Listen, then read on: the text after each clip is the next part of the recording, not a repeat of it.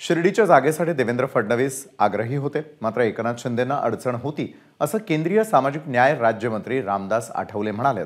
तर रामदास आठवले शिर्डी मतदारसंघातून लोकसभा निवडणूक लढवण्यास इच्छुक होते।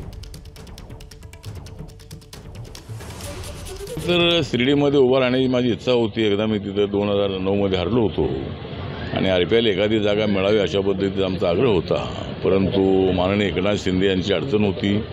देवेंद्र फडणवीस यांनी प्रयत्न केला, मी प्रयत्न केलेला होता, परंतु ज्यावेळेला एकनाथ शिंदे यांच्यासोबत जे खासदार आले होते त्यांनी आश्वासन दिलं होतं की नंतर आपल्याला तिकीट नक्की देण्यात येईल आणि शिर्डीमध्ये सदाशिव लोखंडे तिथले सिटिंग खासदार होते, त्यामुळे शेवटपर्यंत प्रयत्न करूनही ती जागा आपल्याला सोडली नाही। परंतु देवेंद्र फडणवीस यांनी रिपब्लिकन पक्षाला पुढचे जे माझं 2026 मध्ये माझी राज्यसभा संपते ती कंटिन्यू करण्याचे आश्वासन दिलेलं आहे।